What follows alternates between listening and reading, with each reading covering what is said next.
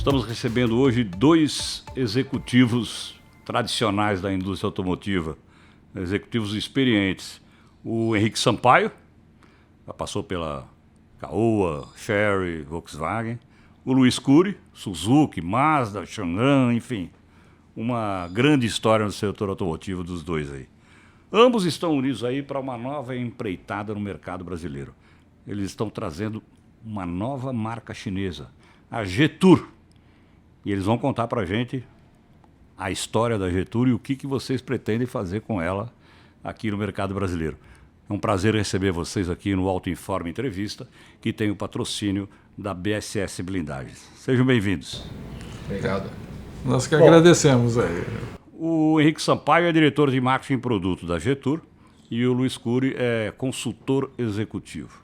Bom, primeiro eu queria saber o que motivou a Jetour, essa marca chinesa, a investir no Brasil. Bom, começa você, porque você tem toda a história na ponta da língua. Bom, eu me sinto um pouco à vontade para falar da Jetour, Joel, porque é da família, né? É da família Chery. Eu trouxe a Chery para o Brasil em 2007, quase 20 anos atrás, quase 20 anos atrás. Então eu estou com esse cargo de consultor agora, com o objetivo de ajudar a Jetour, né, a entrar da maneira correta aqui no Brasil. O Brasil é um país, é um mercado estratégico, né, para a Chery e, consequentemente, para a Jetour.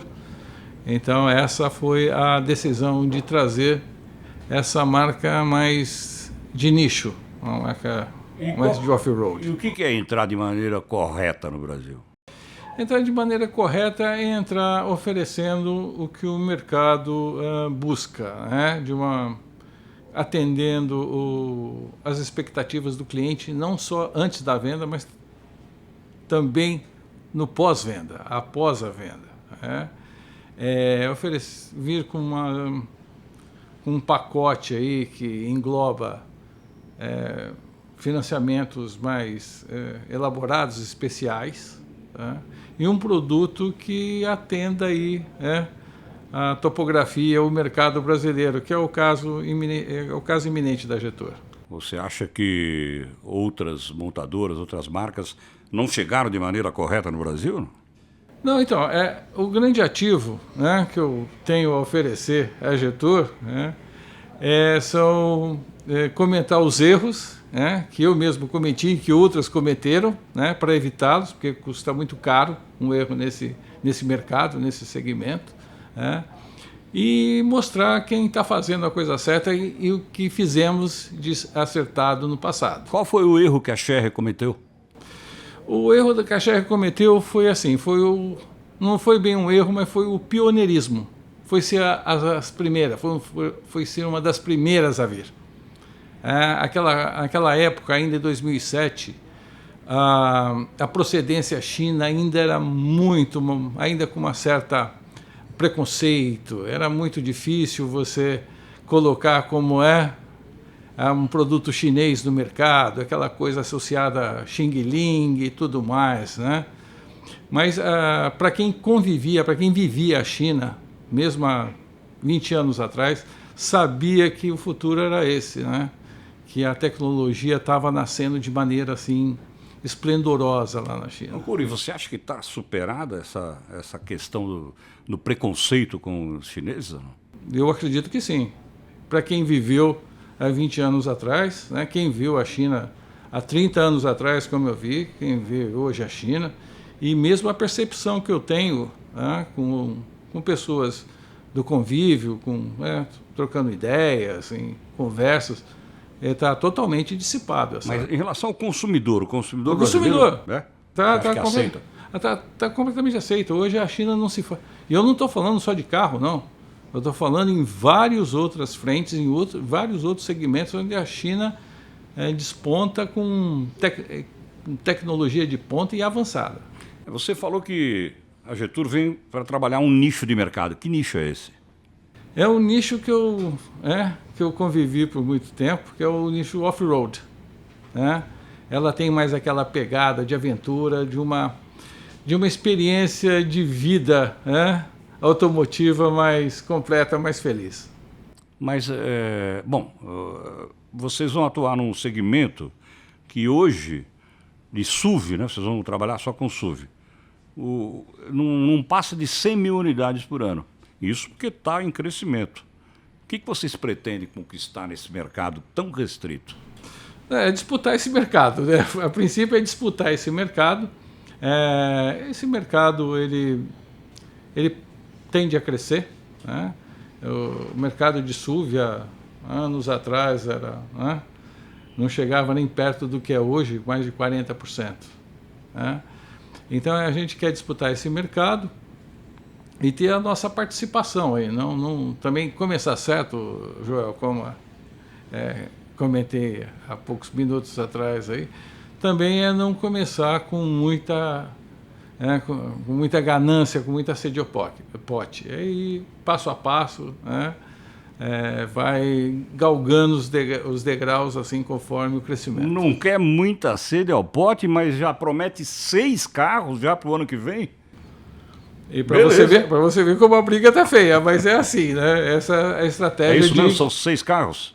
6 modelos, mas aí quem pode falar direitinho sobre isso é o meu amigo Henrique. Não jogou para mim. Henrique Sampaio, tá vendo? É o nosso especialista em produto. Conta pra gente quais são esses carros que nós vamos ter a partir de... A partir do primeiro trimestre a gente já começa com o lançamento, né? A gente fez aí um evento 2 semanas atrás, você estava lá inclusive com a gente na Van Premiere, a gente anunciou a marca. Isso faz parte inclusive da estratégia que o Cury está comentando aqui, de fazer de forma correta. Eu acho que isso é um ponto fundamental quando você vem para um mercado com uma marca totalmente nova, que ninguém tinha conhecimento ainda. Você precisa passar pelo primeiro passo, que é apresentar a marca. O público tem que entender quem é essa marca, principalmente nesse momento no Brasil, onde diversas marcas estão chegando, né? A gente não pode esquecer de uma coisa, né? Apesar de ter diversas empresas chinesas entrando no Brasil, e a gente sabe que hoje os chineses estão dominando tecnologia e tem uma quantidade de marcas e produtos devastadora, né? O nosso mercado em termos de setor automotivo é muito maduro, né? E o consumidor brasileiro gosta muito de automóvel, ele entende de automóvel, né? E aqui no Brasil o consumidor de automóvel ele entende o automóvel como um investimento também. Então ele não se aventura só porque chegou um carro muito bonito, com muita tecnologia. Ele quer entender de onde vem, quem é essa marca, é sólida, não é sólida, vai trazer para ele confiança no futuro para ter aquele produto ou não. Então a gente entende que apresentar a marca é fundamental, por isso fizemos aí a apresentação da marca 2 semanas atrás. Anunciamos os 3 primeiros modelos que vão chegar no Brasil no início de 2026. O primeiro se chama S06, o segundo T1 e o terceiro T2. Todos off-road. Todos off-road, um deles, que é o S06, ele tem um conceito, é um SUV, todos são SUVs, o S06 tem um conceito um pouco mais urbano, né? T1 e o T2 já mais off-road. E ao longo do ano, até o final de 2026, a gente traz mais 3 lançamentos aí de modelos, né? Na apresentação vocês falaram que a pegada off-road é para atingir a juventude, né? O pessoal que gosta de aventura, viagens. Vocês pensam também em trabalhar o off-road no agronegócio, não? O agronegócio acho que faz parte da cultura do brasileiro também, né? Quando a gente fala de um produto mais off-road, e não é só o jovem, tá? Só corrigindo um pequeno detalhe, é para todo mundo que tem esse espírito. Aventureiro, às vezes, é o espírito jovem. Né? Espírito jovem. Espírito jovem, né? Porque a gente sabe também que no mercado brasileiro, o consumidor, de uma forma geral, gira ao redor dos 40 anos para cima. Né? Então, de automóveis dessa faixa, desse segmento de SUV. Né? Então, mas todo mundo tem o espírito de poder ter um produto que realmente sirva tanto para uso urbano, para suas atividades profissionais, mas também do fora de estrada, para poder viajar, poder curtir com família ou com amigos, ir para um lugar distante, mas um carro que possa te levar para uma condição diferente do território urbano e te trazer de volta para esse território urbano e ser usado nele. Né? Então, essa pluralidade de uso do carro é muito importante, eu entendo, para quem tem um SUV. Né? E a proposta da Getúlio é justamente essa, trazer um carro, um produto que possa atender esses 2 universos separados. Seja para o homem, seja para a mulher, seja para o mais novo, para o mais velho, não tem diferença. E respondendo a tua questão do agronegócio, eu acho assim, o agronegócio hoje é um universo dentro do nosso país super consumidor e que no qual dentro dele o automóvel é muito importante, né? Seja para atividade de trabalho, por exemplo, picapes ou coisa do tipo, né? Seja até como veículo de passeio. Só que, obviamente, o pessoal do agronegócio precisa de carros que possam andar em estradas não asfaltadas, em terrenos mais acidentados. Então, quanto mais capacidade off-road tiver esse carro, para eles vai agradar mais. Obviamente, a gente também visa esse tipo de público. Vocês não está na visão de vocês trabalhar em outros segmentos, carros compactos, sedã, por exemplo? Se eu te contar agora, vai atrapalhar a surpresa para o ano que vem. Então vamos ficar, vamos ficar só com já o que deu a é dica. off-road. Vocês, agora acho que a pergunta é de volta para o Cury, né? Vocês estão pensando em... Existe a perspectiva de produção no Brasil? Como é que vão ter um tempo ainda de adaptação? Como é que vocês estão entendendo isso? Não, existe a intenção de produção local, isso já está definido pela matriz. Inclusive nós estamos aí com uma série de estudos já avançados aí para desenvolver a melhor maneira de se fazer isso aqui localmente. Ele não está querendo falar nada, mas olha, tem a fábrica da Chery lá em Jacareí que está pronta esperando alguém produzir, né? Sim, eu me sinto também muito à vontade porque aquela fábrica lá é da minha época, né? Foi eu que fiz toda a parte do site location, do estudo de site location naquela época elaborada, definição toda, né? Eu acompanhei todo, desde o nascimento até a inauguração daquela fábrica. E ela está adaptada? Ela pode ser adaptada para um projeto qualquer? Sim, aquela fábrica pode ser adaptada para qualquer projeto. É uma das possibilidades? Vocês estão estudando isso? Como é que é? Não, sim, é sempre uma possibilidade, né? Mas também tem outras que estão sendo consideradas aí. E vocês pretendem ter alguma definição ou indicativo a partir de quando? Sobre produção no Brasil? A partir do ano que vem a gente já deve ter uma direção, uma posição mais... Porque para você produzir aqui, você tem que ter uma estrutura formada, né? Primeiro, o apoio do governo, não sei se vocês estão trabalhando nisso, se o governo aceitou essa proposta de vocês, se vocês já conversaram, cadeia de fornecedores, né? Não é uma coisa fácil, né? Não, por enquanto estamos ainda numa etapa anterior a isso, que é checar toda a viabilidade econômica, né? Aquela viabilidade logística, para depois passar para esses patamares aí. Perfeito. O Henrique, você falou de pós-venda. Primeiro, né, mostrar para o consumidor que é uma marca sólida, né? Você falou de pós-venda. Qual é a proposta que vocês têm de atendimento ao consumidor, que é fundamental, né, para uma marca nova? Tem que ter alguma coisa que traga o consumidor para a marca, né? Com tantas opções que ele tem hoje. Claro, o primeiro ponto é realmente fazer com que ele entenda a marca e sinta a segurança na marca. Mas o que consolida a segurança na marca é ele saber que ele vai ser atendido pós-compra do veículo, né? Então tem que ter disponibilidade de peças, obviamente, né? O nosso estoque tem que estar 100% preparado desde o início da primeira venda, atendendo a rede de concessionários que tem que ser abrangente, atendendo todos os estados e cidades onde a Getúlio realmente vai participar, e a gente está fazendo uma estratégia de realmente permear por todo o Brasil. Pós-vendas tem que atender tudo isso. Tem que ter um atendimento sólido depois, quando começar a comercialização dos veículos, tendo toda a sua estratégia de garantia, atendimento durante as revisões, o consumidor tem que ter realmente assistência 24 horas. Tudo que é esperado de uma marca que realmente vende de forma séria, o consumidor tem que ter no pós-vendas, para que ele volte para casa sabendo, pô, tem um carro que qualquer problema que eu tenha, qualquer necessidade de gritar para a marca, ela possa me atender de imediato, né? Esses carros, esses 3 primeiros que vocês vão trazer lá no primeiro trimestre de 2026, tecnologia elétrica, híbrida, tem eletrificação? Eletrificado, é um carro plug-in hybrid, é o híbrido plug-in. Né, os 3 modelos. Os 3 são plug-in. O S06, o T1 e o T2, sim. Essa é uma bandeira e uma tecnologia que a Getúlio tem dentro da marca como sua principal tecnologia. Eles também possuem fora do Brasil carros a combustão, né? Mas o plug-in hybrid é o principal produto da marca e é onde a gente apoia todos os novos desenvolvimentos. É o segmento dentro da eletrificação que está mais crescendo, mais presente no Brasil, né? E é o que eu acredito que para o brasileiro faz mais sentido, né? Muito se fala sobre o medo do carro elétrico, 100% elétrico no Brasil, por conta das grandes distâncias que a gente tem aqui, né? A gente sabe disso, e a infraestrutura para carregamento de carro elétrico ainda está muito concentrada nas grandes capitais. Quando você precisa fazer uma viagem, o consumidor fica com um pouco de receio, tem que se planejar muito bem para isso, etc. O plug-in hybrid, o carro plug-in, híbrido plug-in, ele tem os dois mundos dentro dele, né? Então você tem a bateria, você tem um certo range de autonomia com aquela bateria. Se ela acabar e você não tiver como carregar ela durante o teu trecho, tudo bem, você tem um motor a combustão, o carro está abastecido com gasolina, você segue viagem, né? Então isso traz para o consumidor uma certa segurança, uma flexibilidade, ao mesmo tempo com todos os benefícios de um veículo eletrificado. Então você tem um aumento de range no total autonomia do veículo, teu consumo melhora, né? E é nessa tecnologia, é nos produtos eletrificados hoje em dia que também vem as novidades do setor automotivo, né? Os grandes desenvolvimentos que vêm surgindo hoje em dia em assistentes de direção, itens de conectividade, itens de conforto. As marcas lá fora estão desenvolvendo isso nos carros eletrificados, né? Então cada vez já começa a ficar mais difícil você encontrar certas tecnologias mais recentes nos carros a combustão, né?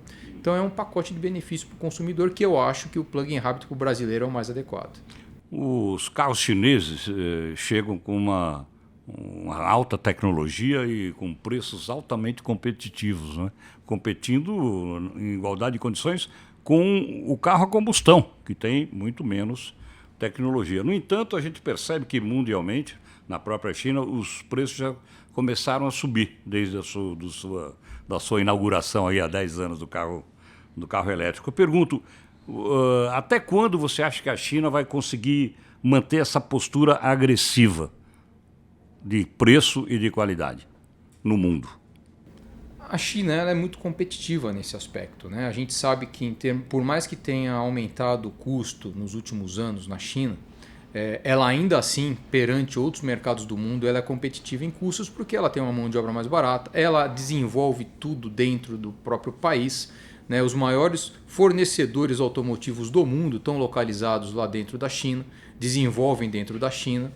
Então eles conseguem, não só pela detenção da tecnologia lá, mas também pelo efeito escala, ainda ser muito competitivos nesse âmbito, né? Não sei precisar quantos anos, se é que a gente precisa precisar isso agora, né? Eu acho que muito vai ser ditado pelo que o mundo, o mercado, vai assimilar em termos de ter ou não a eletrificação como a tecnologia do futuro, por exemplo, né?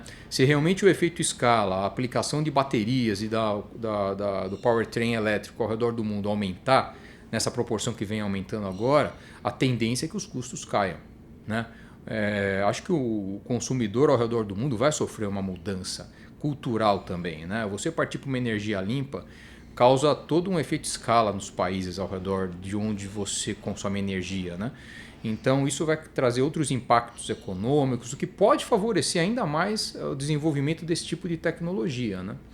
Eu não vejo isso como uma onda, eu vejo isso como uma curva crescente, né? Cada vez mais, até mesmo no nosso país aqui no Brasil, que a gente tem a dificuldade ainda para os carros 100% elétricos, por exemplo, né?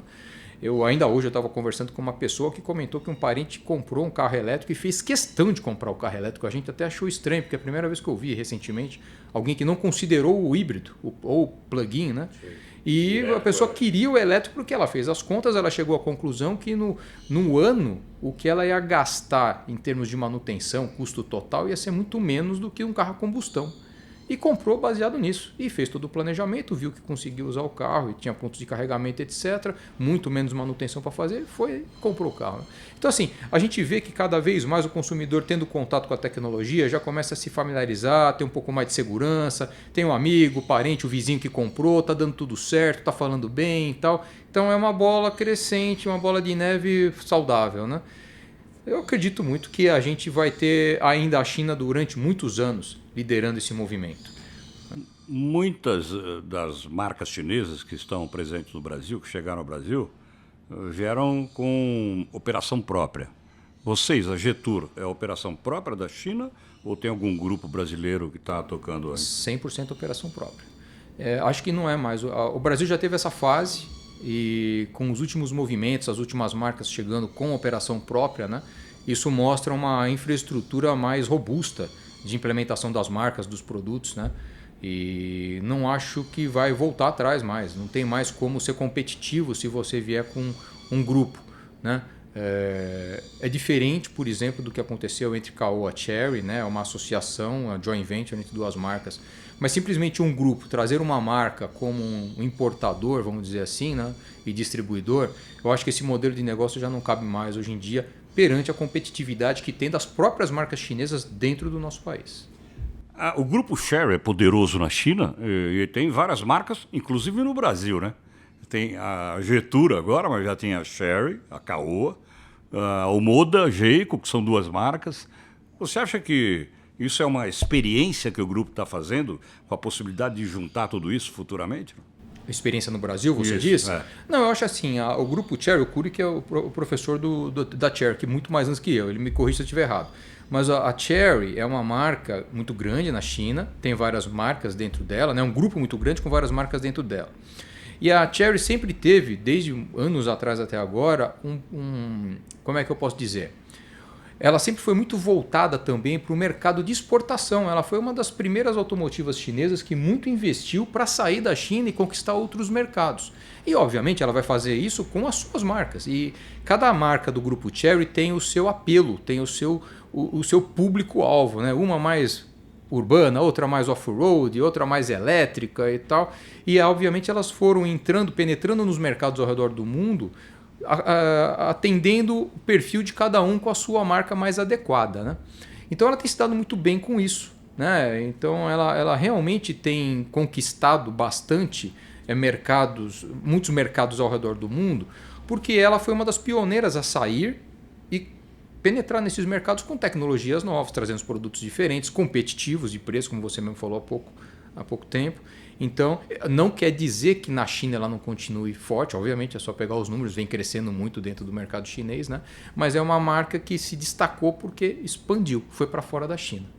Bom, apesar da grande experiência dos dois aí em relação ao mercado brasileiro, conhecimento do consumidor, distribuição, tudo isso, obviamente vocês fizeram estudos para trazer a Getur para o Brasil, né? O que vocês percebem que o consumidor brasileiro mais valoriza? É o design, é a potência, a tecnologia? O que ele mais valoriza e o que vocês vão oferecer nesse sentido? Design sempre é o primeiro ponto que chama a atenção de qualquer consumidor, né? Vamos falar do coração primeiro. Então, a primeira coisa que te move a olhar para uma marca e para um carro principalmente é o design. Você olha para ele e fala, nossa, me agradou, é bonito, né? Aí depois que você tem essa primeira sensação, aí vem a parte racional, né? De que marca que é? Mas é confiável? Há quanto tempo está aqui? Mas esse carro já vende? Não, mas e o pós-vendas? Mas e o preço? Aí começa uma série de perguntas, né? Mas o design é o que mais move no primeiro momento, né? E que as marcas chinesas vêm dando aí uma boa demonstração de como evoluíram bastante, né? Aí é importantíssimo que você tenha carros com bom ou excelente nível de acabamento. Isso chama muita atenção, porque depois do primeiro fascínio pela parte externa do carro, você vai para a parte interna. Ali você vê não só design, mas você vê qualidade. É na parte interna que o consumidor toca o material, passa a mão nos detalhes do carro, olha os pequenos elementos, e cada pequeno elemento passa o como aquele carro foi feito em termos de engenharia, com qualidade, com precisão ou não. É nesses pequenos elementos, né? Nós dois somos do setor automotivo, a gente já viu muita gente testando o carro, batendo porta, só para ouvir aquele barulho da porta batendo, não é verdade? E a gente lembra que isso, inclusive, foi uma coisa que nasceu na escola alemã, né? Bate a porta, ouve o barulho que você vai ver se o carro tem qualidade ou não, né? E hoje vai além disso, né? Mas como que o consumidor vai perceber isso no Getur, que ele nunca nem viu o carro? O que vocês vão fazer para... Sentando dentro, olhando para o painel, ele já vai perceber Mas o como nível de você vai material. levar o consumidor para sentar no seu carro? Quando a gente abrir as lojas. Vai ter alguma ação no sentido da tal experiência com o Não, consumidor? durante o lançamento vamos ter ação de test drive, vamos colocar carros expostos em shoppings, né? Obviamente, esse é o nosso papel agora. A gente tem que chegar com o produto e temos que expor o produto, colocar na frente do consumidor. Nós vamos até o consumidor. A gente sabe que no primeiro momento não é ele que vem até nós, e essa é a nossa função, né? Essa é a nossa estratégia, né? Por isso falar bastante da marca no início, para tirar qualquer Qualquer dúvida a respeito de uma certa confiança que tem que ter na marca, entendeu a marca? Agora eu vou lá, vou te apresentar meu produto. Então eu vou me colocar na frente do consumidor com o produto. E a partir do momento que ele entra no produto, aí ele começa a fazer a análise dele. Aí é ele com o carro, né? Como eu disse, são várias marcas do grupo Chery que estão no Brasil, né? E com certeza o grupo imagina que o Brasil pode ser um polo de exportação para os países da América Latina. Eu imagino, não quero que vocês me confirmem ou não. Mas eu pergunto, é uma estratégia global isso? Ou a Omoda Geico trabalha com isso de um jeito, a Caoa Chery de outro e a Jetour de outro? Vou deixar para o meu chefe. Bom, você sabe que é uma característica de marcas chinesas, né? Esse portfólio de marcas, né? Você pega, por exemplo, a Geely, né? Tem a Zeekr, tem outras marcas aí agregadas no grupo. E a Chery não é diferente, né? Mesmo a BYD agora lançando a Denza, né? A Great Wall lá na China, né? A Ora, né? A própria Raval. Então eles têm essa característica, vamos chamar assim. E a Chery, ela foi por décadas, né? Mais de 20 anos, o maior exportador de automóveis da China, né? Então ela sempre encarou o mercado fora da China estratégico, importante. E nos outros países também há essa, tem a Chery, tem a Omoda, a Geico e a Jetour, totalmente separados de atuação. E a Jetour ainda mais independente ainda das outras marcas, porque tanto a Omoda, a Geico e a própria Chery, elas estão embaixo do guarda-chuva da Chery International, né? E nós temos a Jetour International. Nós somos uma independente, assim, isolados. Quer dizer, que não existe uma discussão em relação ao acordo. Bom, a Jetour vai trabalhar esse segmento, o Omoda Geico pode ser um polo exportador, já a Chery vai ficar com a Caoa. Não tem esse entendimento global? Não, obviamente a tecnologia é comum, né, a todas lá, mas só que eu vejo como centros de pesquisa e desenvolvimento separados, independentes, né, para agirem independentemente dessa pseudo união em todos, convergência de todos, né? Nós temos carros que são até concorrentes com as outras marcas do grupo Chery, né? Mas em alguns nós somos mais diferentes. Aí depende muito da estratégia da própria empresa, de cada uma delas, né, dentro do grupo. E nesse caso, a Jetour tem intenção de ser um polo exportador quando começar a produzir aqui? A Jetour o Brasil foi o último mercado da América do Sul onde a Jetour está se instalando, né? Isso porque a Jetour sempre viu o Brasil assim com muita atenção, um mercado muito estratégico, muito importante, né, para entrar certo, de novo, né, sendo enfático nisso, para entrar certo, e oferecer o melhor aqui para o Brasil, né? Em mercados aí da América do Sul, como Equador, Peru, a Jetour tem uma participação, tem um share muito significativo, né, no próprio Chile, estamos no México. Então, aqui no Brasil, o mercado brasileiro é mais da metade de toda a América do Sul, né? Obviamente tem uma importância proporcional a isso, né? Caso haja... É que a maioria desses outros países eles são representados por distribuidores. Só o Brasil e México onde a própria Jetour tá operando por ela própria. Aí, quem sabe, né, conversar com esses distribuidores pode ser esse hub de exportação para a América do Sul. Você falou que existe muita concorrência dentro do próprio grupo, né? Mas eu listei aqui algumas marcas. Aqui, ó. Além da Chery, Omoda Geico e Caoa, GAC, BYD, GWM, Geely, MG, Ferguson, Idara, Denza, Zeekr, Changan, Jaque, Lip Motors, esqueci alguma? Ou vai chegar mais algumas nos próximos dias? Que deve chegar, com toda certeza deve chegar. Eu Joel. pergunto para vocês, um mercado de pouco mais de 2 milhões de carros por ano, que não está crescendo. Esse ano aqui, se crescer 2%, 3%, quanto muito, não é? Vocês trabalhando com uma concorrência de todas com uma tecnologia parecida, todas trabalhando com eletrificação, elétricos e híbridos, e também dentro de um segmento único aí, que vai aí de 200 a 300, 350 mil. A maioria delas trabalhando nisso. Como que vocês vão concorrer? Vocês vão tirar mercado de quem? Já que o mercado não está crescendo. Essa é a pergunta, né? De $1 milhão. Mas eu quero a resposta de $1 milhão. O mercado, ele está estagnado aí nesses 2,5 milhões, 2,6 milhões, talvez, né? Esse ano. Sendo que metade desse mercado é composto de carros 1.0. Isso que a gente não disputa esse mercado. Nem considerando isso. Nem considerando. Então, nós estamos falando do mercado de 1,3 milhão, né? 1,2 milhões, 1,3 milhão. Como o Henrique citou, aí, o mercado eletrificado está na faixa de 11% desse mercado ainda hoje. Então, nós estamos falando de 130, 140 mil carros ano. Você listou todas essas marcas aí que estão disputando exatamente esse mercado. Talvez a BYD, com o Mini Dolphin, o Dolphin escape um pouquinho disso, mas está dentro do eletrificado. Então, ou o bolo cresce, ou a gente vai estar disputando ali esse mercado com todo mundo aí, com todas e se não crescer, vai crescer em cima dos carros a combustão, então. Vai crescer em cima, sem dúvida. O crescimento vai vir em cima dos carros a combustão. Como eu ouvi também, o Henrique nem sabia que houve uma preferência já para um carro elétrico, né? Direto. Essa é a tendência.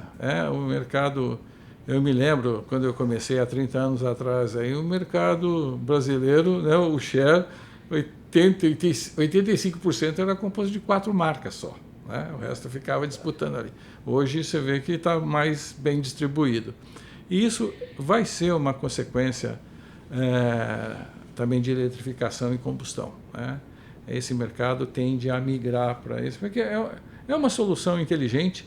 Eu me lembro muito bem, há 15 anos atrás, lá 2010, 2011, a gente estava vendendo muito bem aqui, mas também por outras razões. O dólar tinha uma cotação bastante favorável naquela época. O Brasil estava... Saímos lá na capa lá da Newsweek, o Cristo Redentor decolando, aquela época de ouro.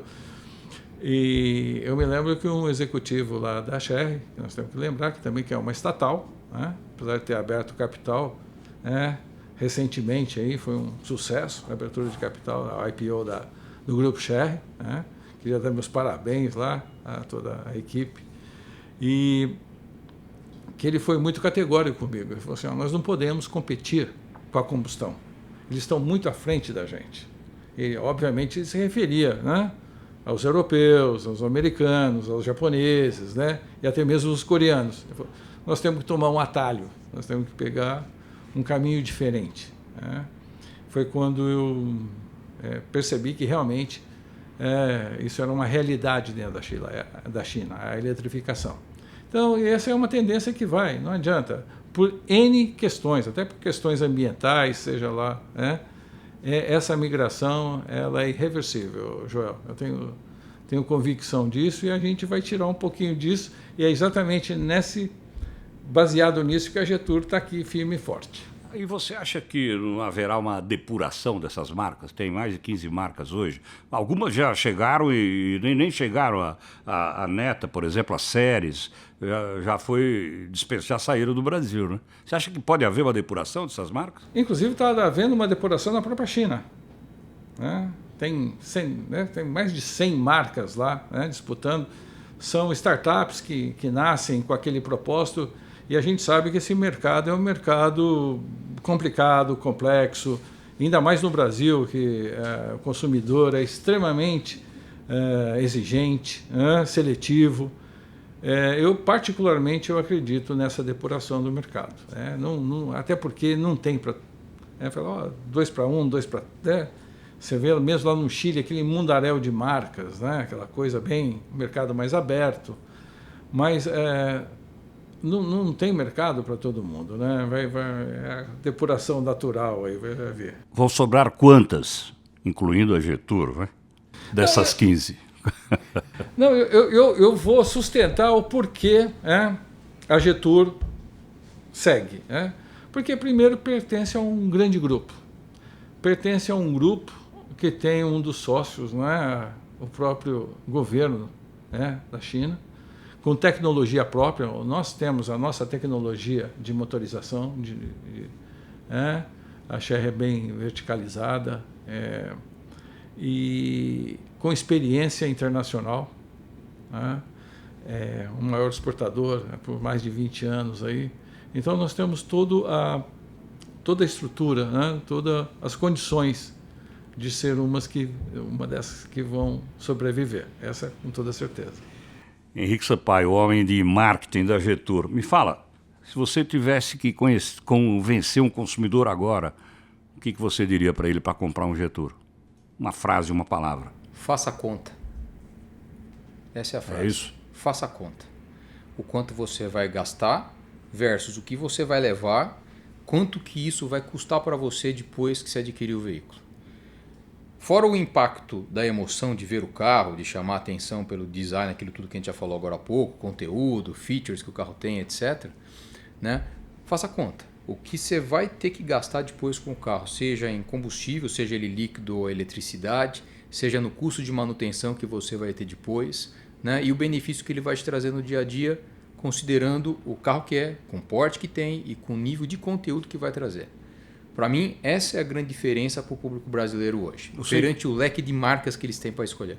O seu entendimento, então, é de que o carro elétrico que hoje ocupa um espaço já importante no mercado, ele vai ser o protagonista no futuro? Não há dúvida que quanto mais eletrificado é o carro, melhor é o benefício que ele traz para o consumidor. A começar pelo tanto que você vai ter de manutenção no carro. É bem mais reduzido que um carro a combustão, é fato, não estou contando novidade.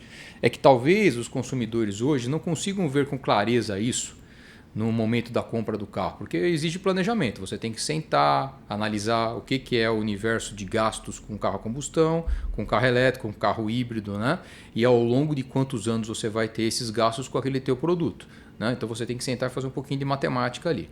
Mas essa é a verdade. A verdade é que quanto mais você vai para a eletrificação, mais simples é a manutenção do carro. Isso porque eu não estou nem falando do prazer ao dirigir. O carro elétrico ele te dá um prazer muito maior porque ele não tem vibração, ele não tem ruído, ele tem torque de imediato. A sensação de você ter um carro com muito torque logo na saída, por exemplo, de estar parado e começar a acelerar é muito gostoso. E fora toda a tecnologia que costumam trazer. Os carros elétricos não vêm... Você não tem um carro elétrico sem conteúdo. Um carro híbrido sem conteúdo. Básico, né? Não, tá o carro não tem básico. carro básico. Então, o que você comentou agora há pouco, de que hoje o carro eletrificado já está competindo com o carro a combustão, eu me lembro de 3 anos atrás, Joel, a gente estava no lançamento de uma outra marca, que eu estava lá, e a gente estava conversando sobre daqui a quantos anos que a equiparidade de preços vai chegar entre o carro a combustão e o carro elétrico. E naquela época a gente falou de 5 a 7 anos. Você acabou de mencionar isso agora. Isso já está acontecendo. Entendeu? Então é uma questão de parar para analisar. Agora, você falou elogiando e justificando o carro elétrico do ponto de vista do consumidor e do custo que ele vai ter de operação, custo de manutenção, operação. Do ponto de vista ambiental, você acha que o carro elétrico é a solução ou existem outras alternativas? Não, eu acho que o carro elétrico não é que é a única solução, acho que até existem outras alternativas, Mas dentre as tecnologias expostas hoje no mercado para o consumidor como alternativas, o carro elétrico Ainda mais no nosso país que a gente tem uma energia elétrica limpa, eu acho que faz toda a diferença isso. Você considerar o etanol, obviamente, é uma bela de uma solução perante outros países do mundo que usam a gasolina, usam o petróleo. Mas ainda assim, quando você compara com o custo de energia elétrica, você, em termos de sustentabilidade, tem um produto muito mais adequado. E você acha que vai chegar o dia, definitivamente, de que nós vamos abandonar o petróleo? Não vai ser durante a minha existência, eu acredito ainda. Acho que ainda muitos anos vão rolar para que isso possa ser definitivamente esquecido, a dependência do petróleo, e a gente partir para outra fonte de energia para o veículo, né, para o automóvel, né? Eu acho que vai ter uma queda muito grande nos próximos anos do uso de petróleo, mas não digo que ele vai zerar, né? Eu acho que a gente vai chegar num balanço, né, para alguns tipos de utilização de veículos em determinados locais, tipos de aplicação. Eu acho que ainda o carro a combustão vai continuar existindo. O carro elétrico talvez, eu acho que tem um futuro muito promissor em tudo quanto é centro urbano ao redor do planeta. Eu acho que faz mais sentido, né? Mas eu acho que vai existir um balanço, não tanto ao céu nem tanto ao inferno. Acho que é os dois pontos, né? Todos têm seus benefícios, mas acredito muito no crescimento da eletrificação, demais. Henrique Sampaio, Luiz Cury, diretores da Getur, que nos entregaram essas informações preciosas da nova marca chinesa que está chegando em fevereiro do ano que vem. Eu não disse fevereiro, hein? Você que está colocando isso na minha boca. Eu que tô disse falando. início do ano, então tá bom. Gente, muito obrigado pela sua presença, por essa entrevista, o Auto Informe Entrevista, que tem o patrocínio da BSS Blindagens. Foi um prazer receber vocês aqui. Obrigado a todos.